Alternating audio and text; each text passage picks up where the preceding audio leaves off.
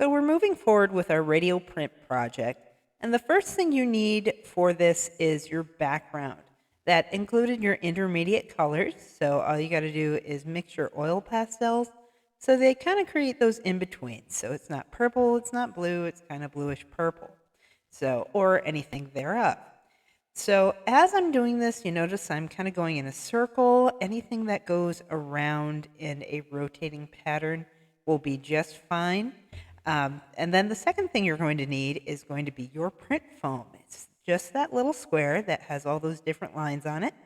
And then remember, you were drawing on the top in order to create a carving on the foam underneath. Now, when you're done with that, what I want you to do is kind of take a look at the print foam and decide which piece would look best in the center, and then draw an arrow on the back to that center point. Because when you print, what you're going to do with that is you are going to point that centerpiece towards the middle each time. And I will call you up. So you should have those two items turned into me. And when I call you up, you're going to notice a inking plate. And this is what I'm putting the ink on, is the inking plate. It kind of hangs off the edge of the table. And I'm going to roll that with the brayer in all directions. So you want to make sure it makes a nice sticky sound. You want to make sure it completely covers the roller.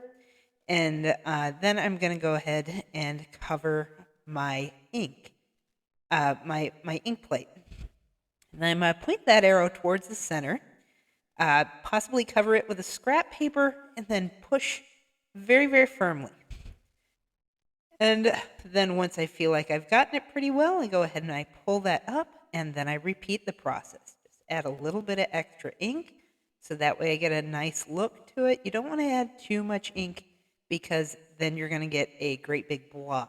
So you want to make sure that arrow points towards the center each time, and put that scrap paper over it and just peel up. And if you notice, the pattern that I'm creating is rotating each time. So rinse and repeat. Just kind of continue. Now, the size print foam I used last year wasn't quite as big as this one. This one's covering kind of the whole background. If you decide you wanted it to be just a pinch smaller, let me know and we can cut it down just a little bit. So that way you see a little bit more of your background. This one covers it a little more completely. And then there we go. There is the final piece.